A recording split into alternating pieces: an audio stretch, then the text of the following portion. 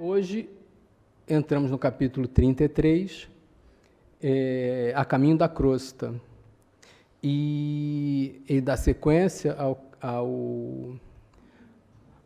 ao capítulo 32, naturalmente, que eles se deslocam, eles fizeram uma pausa num posto de socorro, e agora eles se deslocam em direção à crosta. E André Luiz, então, conta como isso acontece. Após nos refazermos pela manhã, considerando a viagem ainda longa, despedimos-nos comovidos. Pelo menos, quanto a mim, podia afirmar que me afastava com mágoa, tão belas as lições ali colhidas. Então, nos capítulos anteriores, nós percebemos as lições que foram passadas. Alfredo e a esposa nos abraçaram, sensibilizados, desejando-nos jornada feliz e êxito no trabalho. Vários amigos da véspera estavam presentes, saudando-nos jubilosos. Tomamos o carro, agradavelmente surpreendidos. Ser-me-ia muito difícil descrever a pequena máquina, que mais se assemelhava a pequeno automóvel de asas, a deslocar-se impulsionado por fluidos elétricos acumulados. Então, observamos que nosso lar é uma colônia que está relativamente próxima da Terra, com relação ao espaço, ao espaço profundo, vamos dizer assim. E é natural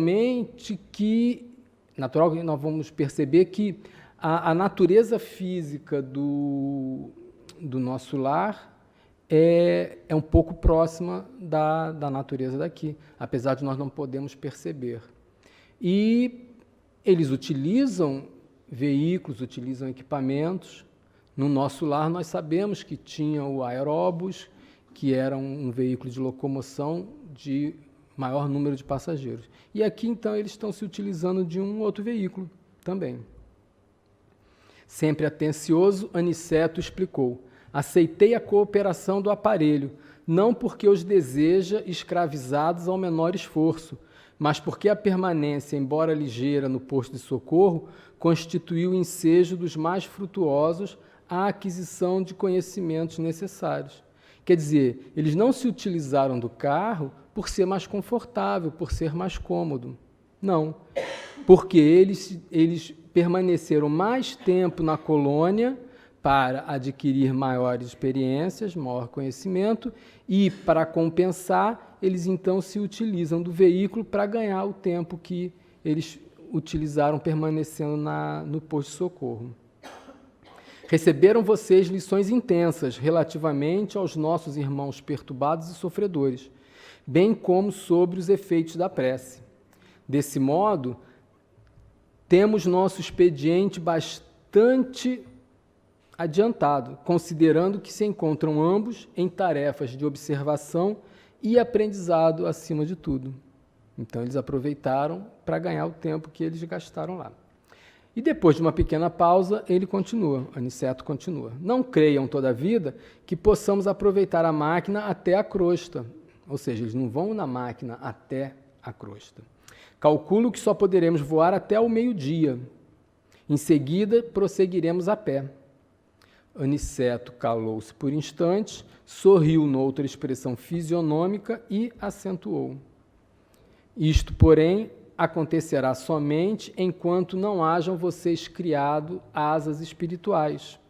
Ou seja, esse processo que eles vão fazer de caminhada ocorre porque eles ainda não adquiriram essas asas espirituais que ele cita, que possam vencer todas as resistências vibratórias.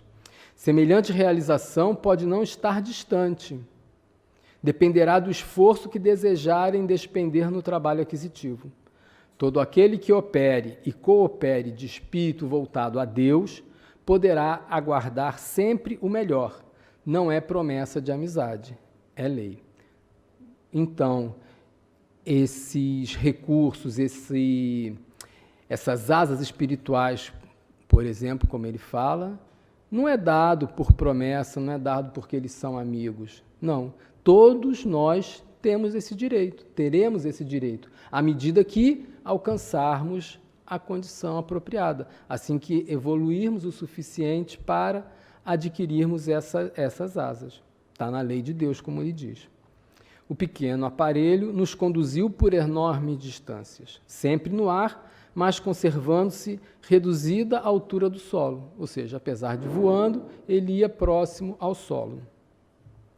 Quase precisamente ao meio-dia, estacionamos em humilde pouso, destinado a abastecimento e reparação de maquinaria de natureza daquela em que havíamos viajado. Despediu-se de nós o condutor, que nos desejou boa viagem, preparando-se para regressar. Então, a partir dali, eles fariam o trajeto restante a pé. A paisagem tornou-se, então, muito fria e diferente. Não estávamos em caminho trevoso, mas muito escuro e nevoento. Tornara-se densa a atmosfera, alterando-nos a respiração. Ou seja, à medida que vão se aproximando da crosta, aproximando daqui do nosso plano, as coisas vão ficando mais materiais, tudo vai ficando mais denso. E eles, como já estão há algum tempo no plano espiritual, eles percebem essa diferença ao se aproximar.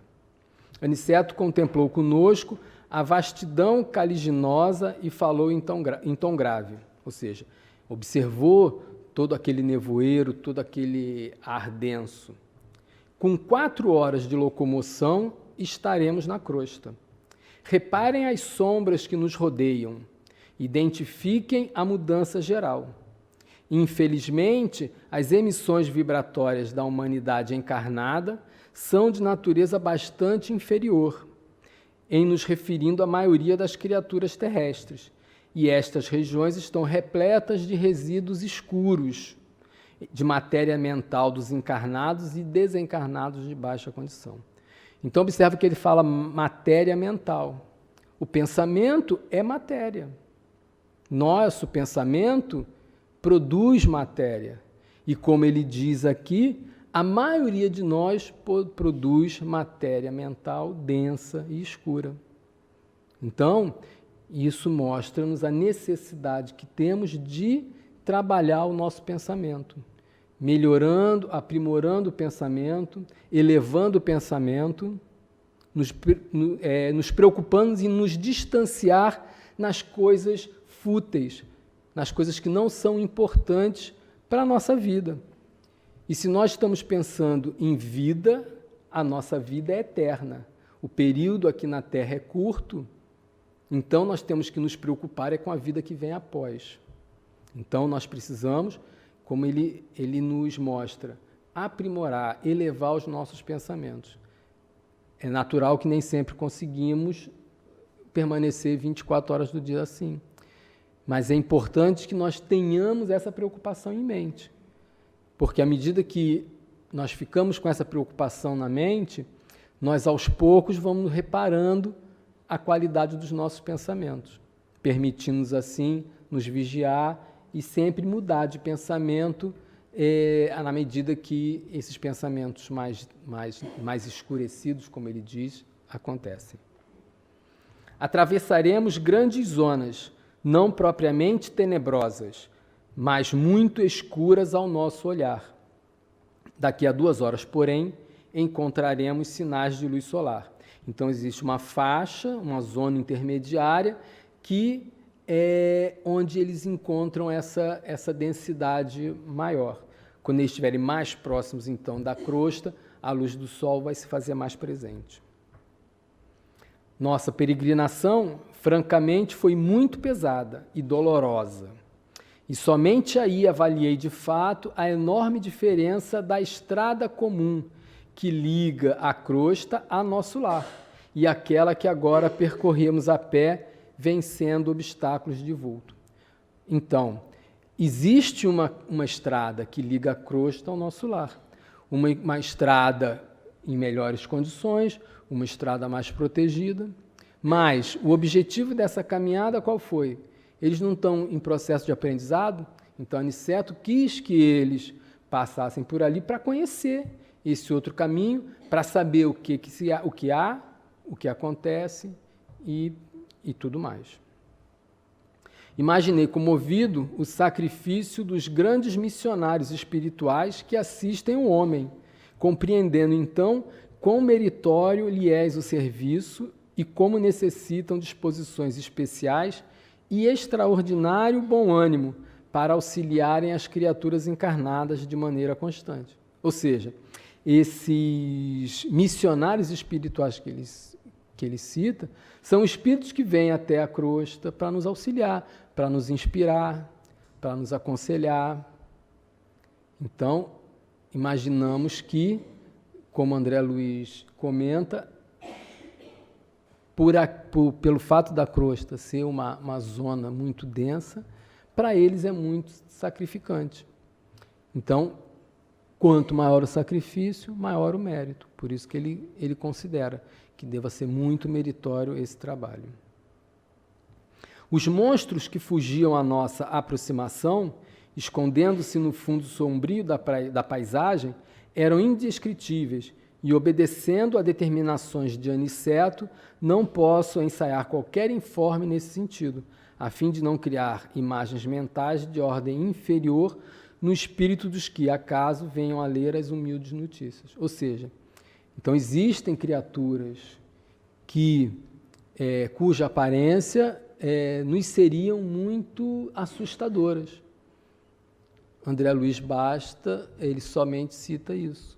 Não descreve maiores detalhes a respeito dessa criatura, que para a gente também não é tão importante assim saber. Basta saber que essas criaturas, elas são produtos de nós próprios. São matérias mentais que nós criamos, são transformações que nós próprios fazemos no nosso perispírito em função de desatinos que cometemos. No horário previsto por nosso orientador, começamos a vislumbrar de novo a luz do sol, como se estivéssemos em madrugada clara. O espetáculo era magnífico e novo para mim. Calor brando começou a revigorar-nos. Aniceto fixou o quadro maravilhoso dos raios de luz, atravessando as sombras, e falou de olhos úmidos. Agradeçamos ao Senhor dos mundos a bênção do sol. Na natureza física, é a mais alta imagem de Deus que conhecemos. Temo-lo nas mais variadas combinações, segundo a substância das esferas que habitamos, dentro do sistema. Ele está em nosso lar de acordo com os elementos básicos da vida e permanece na Terra segundo as qualidades magnéticas da crosta. É visto em Júpiter de maneira diferente. Ilumina Vênus com outra modalidade de luz. Aparece em Saturno noutra roupagem brilhante. Entretanto, é sempre o mesmo, sempre a radiosa sede de nossas energias vitais. O Sol é o mesmo, só que em cada mundo, em cada local, ele é observado de determinada maneira. Por quê? Por causa da condição do espírito que lá habita. Quando nós contamos uma história para alguém, cada um tem uma visão, visualiza a história de maneira própria, de acordo com o conhecimento, com a experiência que a pessoa tem. Então, a assimilação que nós temos do Sol também é de acordo com o nosso estágio evolutivo, que é diferente em cada um desses planetas. Também por conta da situação física de cada mundo. Então, nós sabemos que o homem, através das pesquisas espaciais, já sabe que em planetas como Vênus, por exemplo, como Saturno, não existe vida. Mas a NASA diz, não existe vida segundo a nossa vida material. Mas relatos do mundo espiritual nos contam que lá existe vida, mas sob outra forma material. Então, eles estão moldados materialmente de forma diferente, de acordo com a condição do planeta. E por essa razão também é que eles veem o Sol de maneira diversa. Abraçamos comovidos, e daí a algum tempo surgiu-no o astro sublime, na posição que antecede o crepúsculo. Doutras vezes, viajando sempre através da estrada luminosa e fácil de ser percorrida, em vista das possibilidades de volitação, não fizera maior reparo. Agora, porém, que atravessara névoas compactas, anotava diferenças profundas. A certa distância surgia a Terra, não na forma esférica, porque nos achávamos não tão longe da crosta, mas como paisagem além, a interpretar-se nas extensas regiões espirituais. Ou seja, ele já estava tão próximo que não via a forma arredondada da Terra, como nós que estamos aqui próximos da crosta não conseguimos perceber. O sol resplandecia rumo ao poente, como enorme lâmpada de ouro. Aniceto, que parecia alegrar-se sobremaneira, exclamou: entramos na zona de influenciação direta da crosta. Ou seja, então lá, nesse momento, eles estão muito próximos da crosta. E agora eles podem praticar a volitação, utilizando os conhecimentos que já possuem de transformação da força centrípeta. Pronto, isso para nós é meio confuso porque não temos como imaginar. Mas então ele relata, em linhas gerais, como é que esse processo acontece. A luz que nos banha resulta do contato magnético entre a energia positiva do Sol e a força negativa da massa planetária. Então observa mais uma vez que a forma como nós observamos a luz é relacionada à interação do Sol com o planeta.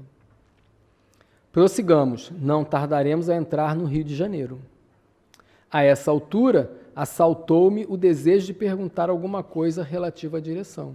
Então, André Luiz, sempre curioso, querendo saber das coisas, pergunta.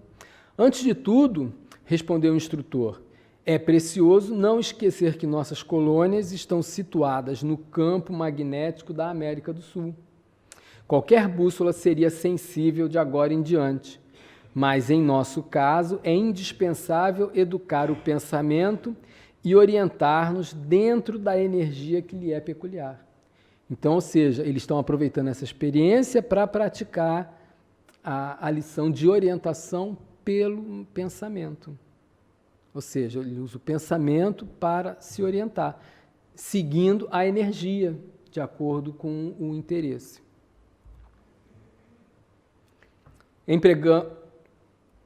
Empregamos de novo a capacidade volitante e dentro, em pouco, as matas de Petrópolis estavam à vista. Mais alguns minutos e perlustrávamos as grandes artérias cariocas. Só por curiosidade, Petrópolis fica distante do Rio cerca de 80 quilômetros. Então eles se aproximaram, passaram pelas matas de Petrópolis, é uma cidade no alto, e então logo em seguida eles chegam às artérias cariocas, chegam às vias de tráfego. Por sugestão do instrutor, abeiramo-nos do mar, em exercício respiratório de maior expressão. Ou seja, a natureza ela é fonte de energia, não só para nós. Então eles, para aurir energias que perderam através daquela viagem mais penosa, eles se aproximam do mar para que aquela matéria marítima possa lhes beneficiar a respiração. Vicente e eu estávamos positivamente exaustos.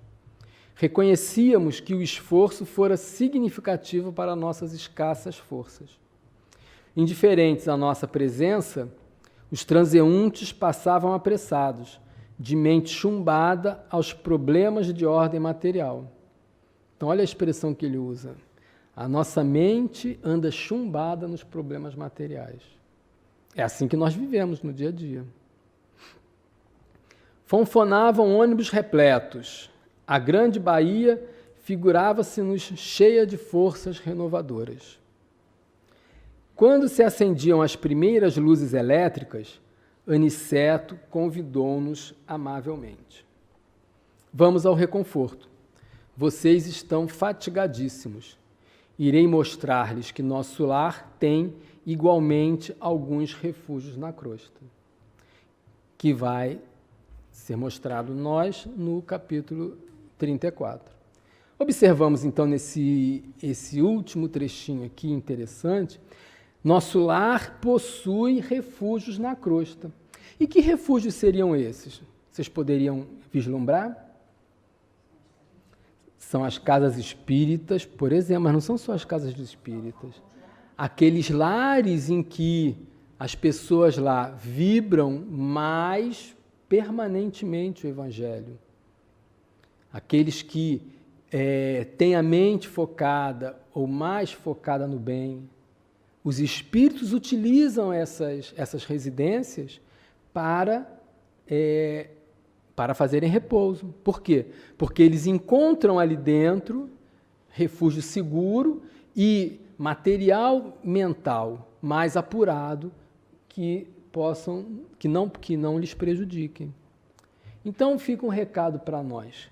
Qual daqueles de nós que tem a preocupação em fazer com que o lar seja refúgio desses espíritos trabalhadores quando vem à Terra em qualquer tipo de missão?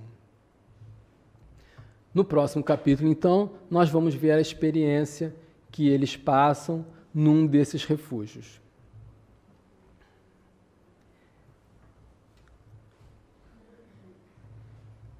Bom, observamos que esse livro, como todos os outros, eles são fascinantes, são riquíssimos a nível de informação.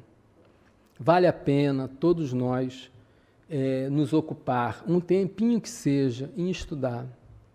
Existem livros que contam as notícias do mundo espiritual sob diversas formas. André Luiz, ele é mais narrativo, ele é mais científico. Existem outros livros que contam de forma diversa. Então é importante, se nós não temos a oportunidade de adquirir livros, ou por questão de facilidade de acesso, ou por questão financeira mesmo, a internet tem uma série de livros em PDF que nós podemos fazer download. Nos sites de casas espíritas, particularmente no Brasil, que é onde eu costumo fazer pesquisas, tem livros em PDF que nós podemos fazer download, podemos ler no computador. Hoje em dia, com os tablets, com os telefones, é tão fácil. Nós paramos no autocarro, nós paramos no comboio, pegamos e lemos um capítulo, lemos o outro, na pausa do almoço. Então, é muito importante que nós tenhamos essa preocupação. Existem os livros da codificação, os livros básicos, que são os fundamentais da doutrina espírita, que também vale a pena ser estudados. A doutrina espírita, o material divulgado pela doutrina espírita não é para distração. A meu ver, também eu utilizo como distração, porque me distrai lendo esses livros, mas fundamentalmente para o nosso aprendizado, para o estudo. Vale a pena que todos nós tenhamos essa preocupação de ler um livrinho aqui, ler um livrinho ali. Então, pronto, agradeço a todos a participação, a presença aqui na casa, e que Jesus possa nos abençoar, possa nos fortalecer, e que esse material que André Luiz e outros irmãos trazem a nós possam ficar na nossa mente, no nosso coração, para que todos nós possamos processar a transformação interna. Que assim seja.